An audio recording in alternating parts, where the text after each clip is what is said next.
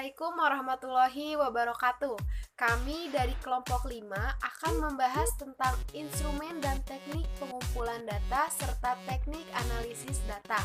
Di sini saya sebagai moderator Mutiara Rizkia dan pemateri kedua ada Vina Nurmalia dan pemateri ketiga ada Ratna Atia.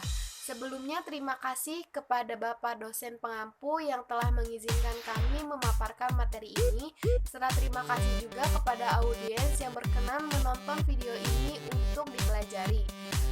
Untuk mengefektifkan waktu, marilah kita simak bersama-sama. Assalamualaikum warahmatullahi wabarakatuh. Nama saya Vina Nurmalia, NPM 1886210034. Di sini saya sebagai pemateri pertama akan membahas tentang instrumen pendidikan dan teknik pengumpulan data. Untuk mempersingkat waktu, kita langsung saja ke materi yang pertama, yaitu instrumen pendidikan. Nah, dalam sebuah penelitian, instrumen pendidikan atau alat pendidikan itu adalah penelitinya sendiri. Nah, baik kita buka slide yang pertama, yaitu tentang instrumen penelitian pendidikan.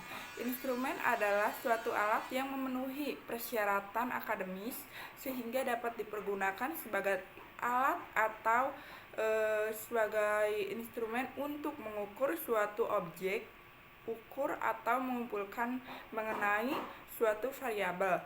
Nah, adapun menurut beberapa para ahli, diantaranya menurut Farida Yusuf Taibnats pada tahun 2000 dalam bukunya halaman 102, pengertian instrumen adalah alat yang digunakan untuk merekam informasi yang dikumpulkan. Nah, ada lagi menurut Notoatmojo pada tahun 2010 bahwa instrumen penelitian adalah alat-alat yang digunakan untuk mengumpulkan data. Instrumen penelitian ini dapat berupa kuesioner, formulir observasi, berupa formulir-formulir lain yang berkaitan dengan pencatatan data dan sebagainya sebagai alat yang digunakan untuk sebuah penelitian. Dalam penelitian kualitatif, instrumen utamanya yaitu penelitinya sendiri. Namun selanjutnya setelah fokus penelitian jelas, maka kemungkinan akan dikembangkan instrumen penelitian sederhana yang diharapkan dapat melengkapi data dan membandingkannya dengan data yang telah ditemukan sebelumnya. Nah, melalui observasi dan wawancara, peneliti akan terjun langsung ke lapangan, baik pada Grand Tour Question, tahap Focus and Question, melakukan pengumpulan data, analisis, dan membuat kesimpulan. Nah, kita ke slide berikutnya, yaitu di sini ada instrumen penelitian serasi untuk penelitian serupa karena memiliki ciri-ciri yang menurut Nasution pada tahun 1998 diantaranya yaitu yang pertama, peneliti sebagai alat peka dan dapat bereaksi terhadap segala stimulus dari lingkungan yang harus diperkirakannya. Nah, bermakna atau tidak bagi penelitian tersebut. Yang kedua, peneliti sebagai alat menyesuaikan diri terhadap semua aspek keadaan dan dapat mengumpulkan aneka ragam data sekaligus. Nah, yang ketiga, tiap situasi pengumpulan keseluruhan, artinya tidak ada suatu instrumen berupa tes atau angket yang dapat mengungkap keseluruhan situasi kecuali manusia. Nah, yang keempat yaitu situasi-situasi yang melibatkan interaksi manusia tidak dapat dipahami dengan pengetahuan semata. Untuk memahaminya, kita perlu sering merasakannya, mengalaminya berdasarkan pengetahuan kita. Jadi untuk mengetahuinya penelitian itu seperti apa, kita sendiri juga harus merasakan dan mengalaminya sesuai pengetahuan yang pernah kita alami sendiri dengan pengalaman kita sendiri. Nah, yang berikutnya yang kelima yaitu peneliti sebagai instrumen dapat segera menganalisis data yang diperoleh. Ia dapat menafsirkannya, melahirkan hipotesis dengan segera untuk menentukan arah pengamatan. Nah, untuk mentes hipotesis yang timbul seketika.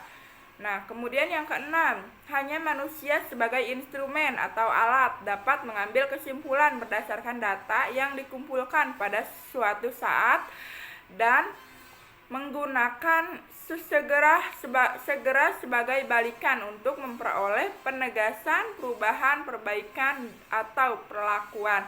Nah, jadi hanya instrumen manusia ini yang bisa membuat suatu kesimpulan dan bisa sesegera mungkin untuk memperbaikinya berdasarkan data yang telah diperolehnya. Kemudian yang terakhir yaitu dalam penelitian dengan menggunakan tes atau angket yang bersifat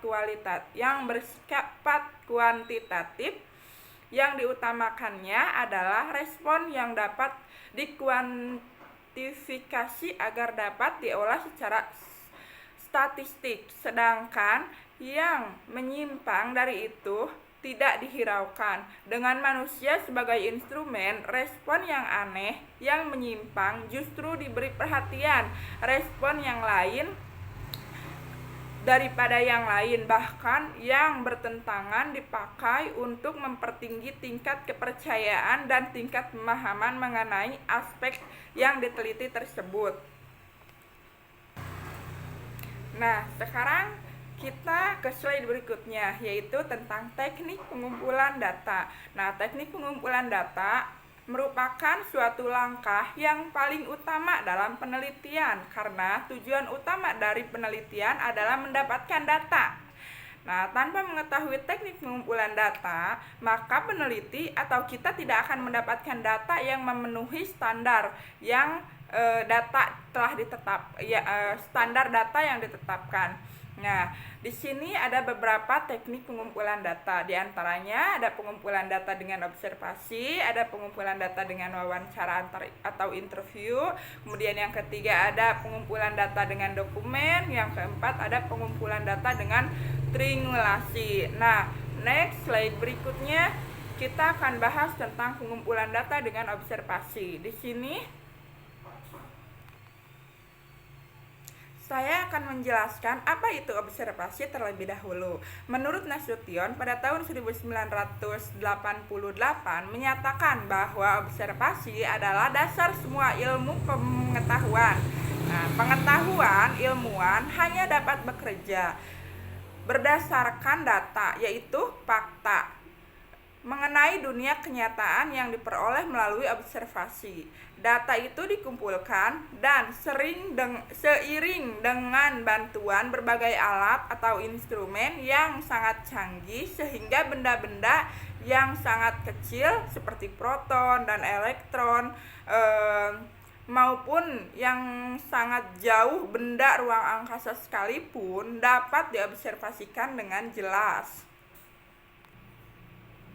Nah, di sini ada beberapa macam observasi. Di antaranya ada observasi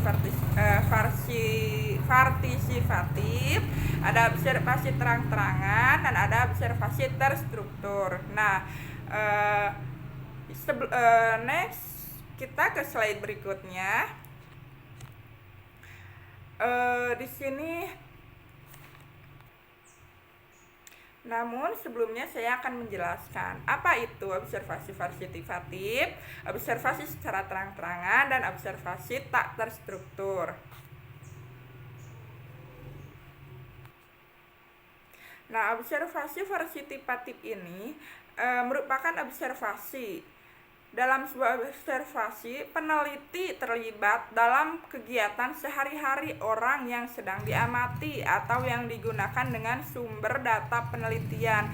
Jadi orang yang akan meneliti suatu penelitiannya itu terjun langsung dan dia ikuti kegiatan kesehariannya, sehari-harinya gitu.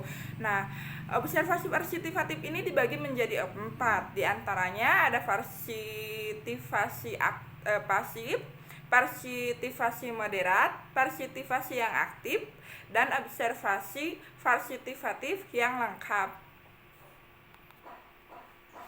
Nah, observasi versifikatif adalah observasi yang peneliti datang di tempat kegiatan orang yang akan diteliti atau diamati, tetapi dia tidak ikut terlibat dalam kegiatan tersebut.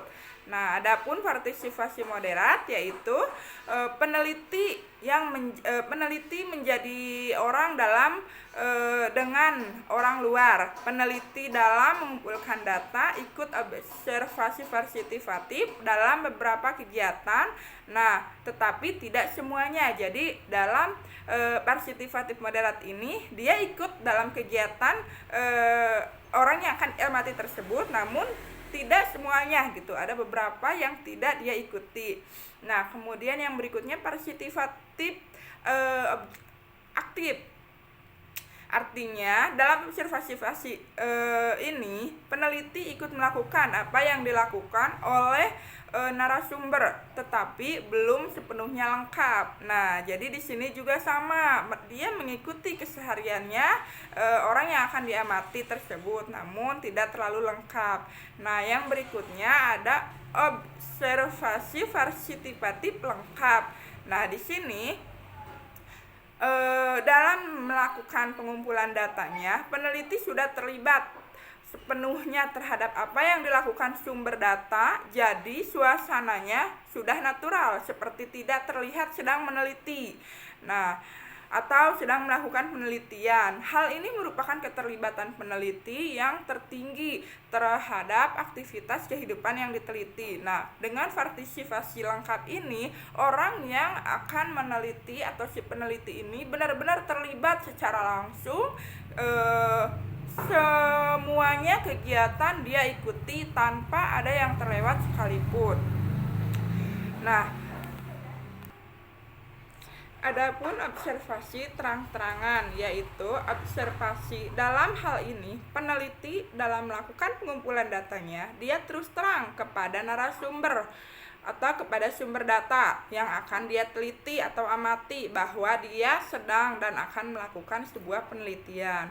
Nah, yang terakhir yaitu observasi tak terstruktur, yaitu dalam observasi dalam penelitian kualitatif dilakukan dengan tidak berstruktur karena fokus penelitiannya belum jelas.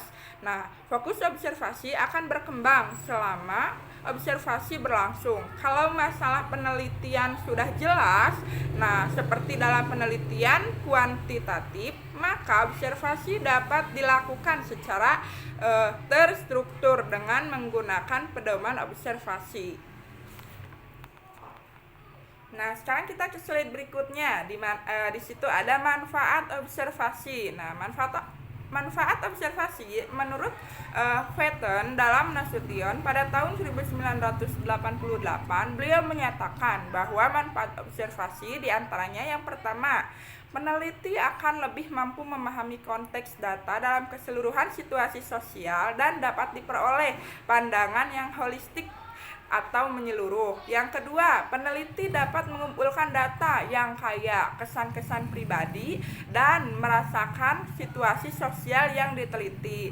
Nah, yang ketiga, peneliti dapat menemukan hal-hal yang di luar persepsi responden sehingga diperoleh gambaran yang lebih komprehensif. Yang keempat, dengan observasi peneliti dapat menemukan hal-hal yang sedianya tidak akan terungkapkan oleh responden.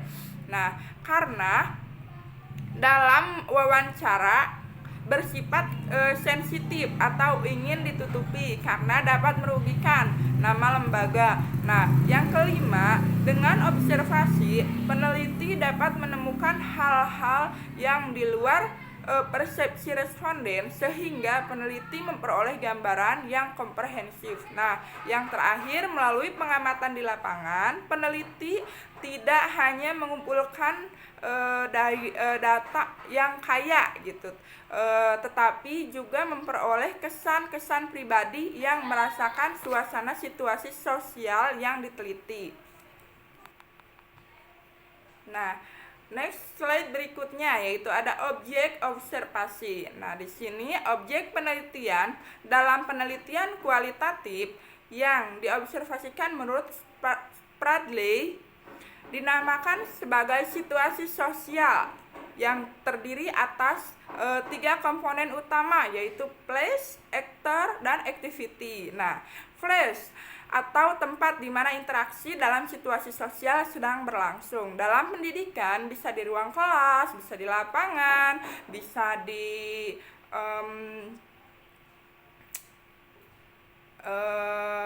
gedung. Nah, kemudian yang berikutnya aktor. Nah, aktor atau pelaku atau orang-orang yang sedang memainkan atau melakukan peran tertentu sebagai, baik itu dia sebagai guru, sebagai kepala sekolah, sebagai pengawas, orang tua murid, atau sebagai murid itu sendiri. Nah, kemudian yang berikutnya activity atau aktivitas kegiatan yang dilakukan oleh aktor dalam situasi sosial yang sedang berlangsung. Nah, seperti kegiatan belajar mengajar, kemudian kegiatan bereksperimen atau melakukan suatu percobaan. Nah, seperti itu. Nah, dalam melakukan suatu penelitian, kita bisa melakukan pengamatan dan kita bisa menentukan pola sendiri seperti yang tadi ada di objek observasi tersebut. Misalkan contohnya kita akan meneliti sebuah sesuatu di bidang pendidikan. Nah, flash misalnya, flash atau tempatnya kita bisa gunakan, bisa di sekolah, bisa di lapangan. Nah, kemudian aktor atau orangnya itu yang kita mau teliti itu siapa sih, apakah si siswanya, apakah kualitas gurunya, seperti itu. Nah, kemudian yang berikutnya yaitu activity atau aktivitas. Nah, aktivitas apa saja yang bisa menunjang atau memenuhi data yang akan kita peroleh nantinya yang sebagai fakta nanti. Nah, baik itu aktivitasnya itu misalkan belajar mengajar ataupun bereksperimen. Nah, seperti itu. Nah, teman-teman, saya rasa cukup sekian pemaparan yang bisa saya sampaikan. Untuk selanjutnya kita langsung saja ke pemateri yang kedua, yaitu Mutiara Rizkia. Kepadanya dipersilahkan. Wassalamualaikum warahmatullahi wabarakatuh.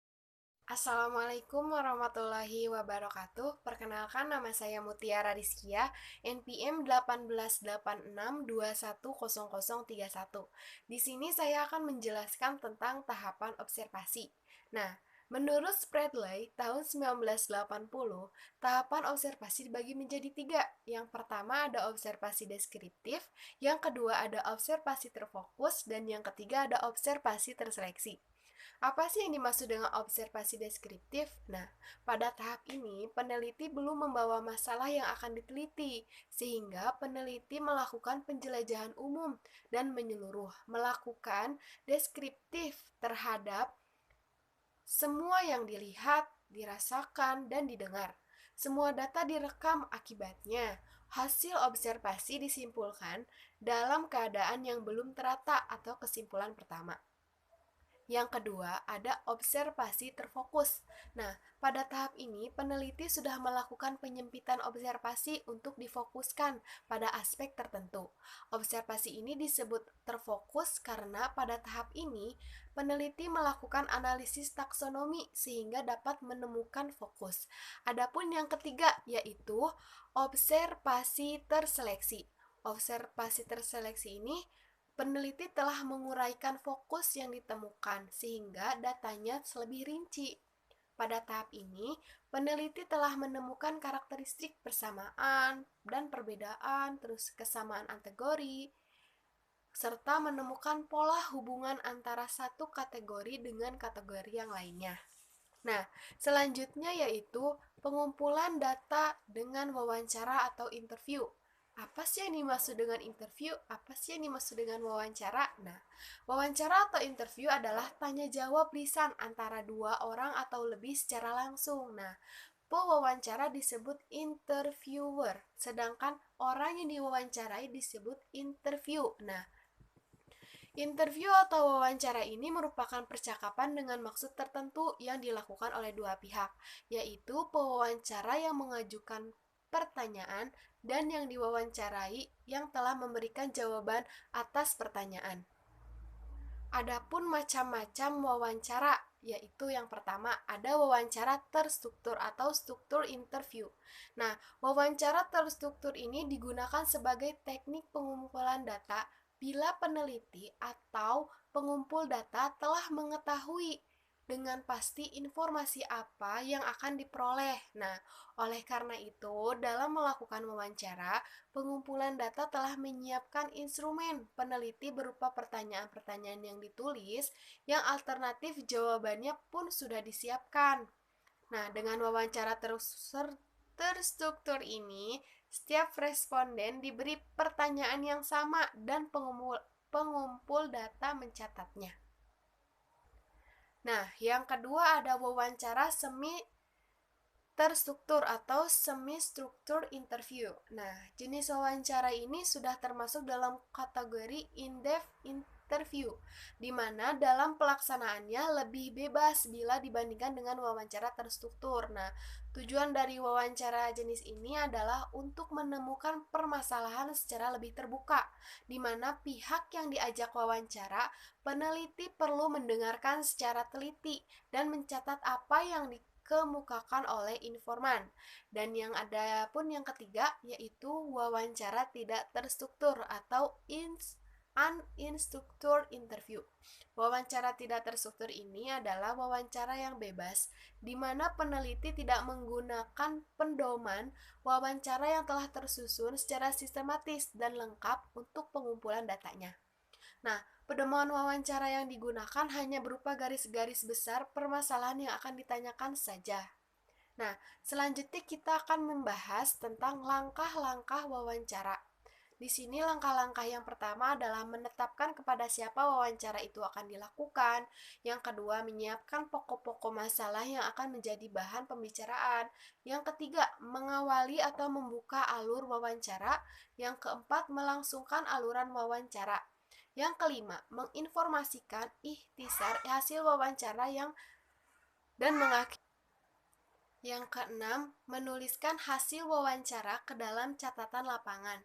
Dan yang ketujuh, ada identifikasi tindak lanjut hasil wawancara yang diperoleh. Nah, adapun jenis-jenis pertanyaan yang dilakukan ketika wawancara. Nah, yang pertama ada pertanyaan yang berkaitan dengan pengalaman, di mana kita sebagai penanya atau interviewer kepada informan menanyakan sesuatu atau data yang berkaitan dengan pengalaman si informan tersebut. Nah, adapun yang kedua pertanyaan yang berkaitan dengan pendapat. Di sini peneliti bertanya kepada informan tentang pendapat yang berkaitan dengan masalah yang diteliti oleh si peneliti tersebut. Yang ketiga ada pertanyaan yang berkaitan dengan perasaan. Mungkin di sini sulit ya untuk dideskripsikan, namun dengan mudah peneliti melihat secara langsung raut wajahnya, tatapan mukanya, seperti itu. Terus yang keempat ada pertanyaan yang berkaitan dengan pengetahuan. Jadi ketika mewawancarai informan tersebut, peneliti menanyakan tentang apa yang diketahui oleh si informan tersebut tentang masalah atau yang akan diteliti oleh peneliti tersebut. Yang kelima yaitu pertanyaan yang berkaitan dengan indera. Pertanyaan ini digunakan untuk mengungkapkan data atau informasi karena yang bersangkutan melihat, mendengarkan, meraba, mencium suatu peristiwa. Nah, di sini pun ada alat-alat wawancara. Nah, seperti halnya yang pertama ada buku catatan. Kenapa sih ketika wawancara kita harus membutuhkan buku catatan? Karena ketika selesai mewawancari informan, kita harus sesegera mungkin menulis apa yang sudah kita dapat agar tidak lupa lagi atau hilang. Nah, yang kedua ada tape recorder. Di sini tape recorder itu untuk merekam audio, merekam pertanyaan dan jawaban yang kita tanyakan kepada informan. Yang ketiga ada kamera. Di sini kamera untuk mengabadikan momen ketika kita berwawancara. Dengan kecanggihan teknologi zaman sekarang, smartphone sudah ada kamera ya. yang termasuk ke video. Nah, video tersebut sudah merekam gambar dan audio yang kita rekam. Nah, yang selanjutnya itu mencatat hasil wawancara. Nah, mencatat hasil wawancara di sini harus dicatat setelah selesai melakukan wawancara ya, yang tadi itu, karena agar kita tidak lupa bahkan hilang. Walaupun sudah ada video, kita memastikan kebenarannya dengan catatan tersebut. Nah, selanjutnya yaitu teknik pengumpulan data dengan dokumen. Nah, tidak kalah penting juga dengan metode-metode lain adalah metode dokumentasi. Dibandingkan dengan metode lain, maka metode ini agak tidak begitu sulit dalam arti apabila ada kekeliruan sumber, datanya masih tetap belum berubah. Dengan metode dokumentasi yang diamati bukan benda hidup, tetapi benda mati. Dalam uraian pada pemateri sebelumnya juga telah dibahas kan bagaimana objek ditatap dan diperoleh informasi yaitu dengan tulisan, tempat dan kertas atau orang. Nah, yang selanjutnya yaitu macam-macam dokumenter dibagi menjadi dua, ada dokumen pribadi dan dokumen resmi. Di mana dokumen pribadi ini adalah catatan atau karangan seorang secara tertulis tentang tindakan, pengalaman, dan kepercayaan. Dokumen pribadi dapat berupa buku harian, surat pribadi, dan autobiografi. Nah, yang kedua yaitu dokumen resmi. Dokumen resmi ini terbagi atas dokumen intern dan ekstern.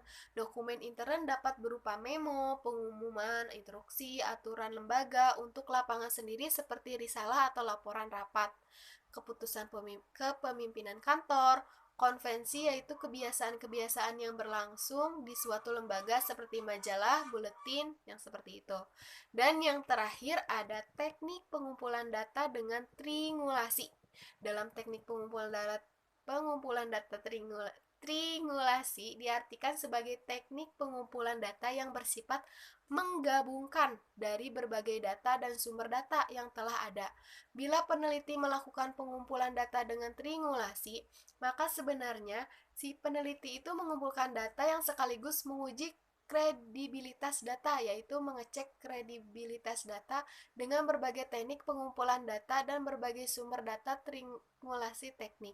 Berarti peneliti menggunakan observasi partisipatif, wawancara mendalam, dan dokumentasi untuk sumber daya sama secara serempak. Triangulasi sumber berarti untuk mendapat data dari sumber yang berbeda-beda dengan teknik yang sama.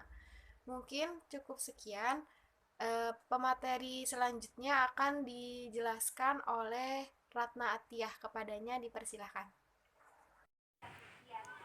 Assalamualaikum warahmatullahi wabarakatuh. Saya Ratna Atiyah, NPM 1886210126. Di sini saya akan menjelaskan tentang teknik analis data. Yaitu teknik analis data adalah proses mencari dan menyusun secara sistematis data yang diperoleh dari hasil wawancara, catatan lapangan, dan dokumentasi dengan cara mengkoordinasikan data ke dalam kategori, menjabarkan ke dalam unit-unit, melakukan sintesa, menyusun ke dalam pola, memilih mana yang penting dan akan dipelajari, dan membuat kesimpulan hingga mudah dipahami oleh diri kita sendiri maupun orang lain. Selanjutnya, proses analis data, yaitu analis data dalam penelitian kualitatif dilakukan sejak sebelum memasuki lapangan, selama di lapangan, dan setelah selesai di lapangan. Selanjutnya, analis sebelum di lapangan, yaitu analis dilakukan terhadap data hasil studi pendahuluan atau data sekunder yang akan digunakan untuk menentukan fokus penelitian. Selanjutnya, analis data di lapangan model Miles and Huberman, yaitu dibagi 4, Yang pertama, pengumpulan data. Selanjutnya, reduksi data atau selanjutnya penyajian data. Selanjutnya, kesimpulan verifikasi. Teknik analis data model Spradley dibagi 4. Yang pertama, analis domain. Analis domain adalah mendapatkan gambaran umum tentang objek yang diteliti, memberikan beberapa domain dengan grand tour dan miniatur observasi. Yang kedua, analis taksonomi, yaitu domain yang telah dipilih dijabarkan lebih rinci atau mengetahui struktur internal, dilakukan dengan observasi terfokus. Selanjutnya yang ketiga, analis kompensial, yaitu mencari ciri spesifik pada setiap struktur internal dengan cara mengkontraskan antar elemen. Dilakukan melalui observasi dan wawancara terseleksi dengan pertanyaan yang mengkontraskan. Selanjutnya yang keempat, analis tema kultural, yaitu menentukan hubungan antara domain dan domain dengan keseluruhan. Selanjutnya dinyatakan dalam tema atau judul. Terima kasih, itu penjelasan dari saya. Selanjutnya akan dilanjutkan oleh Vina dan Muti. Wassalamualaikum warahmatullahi wabarakatuh.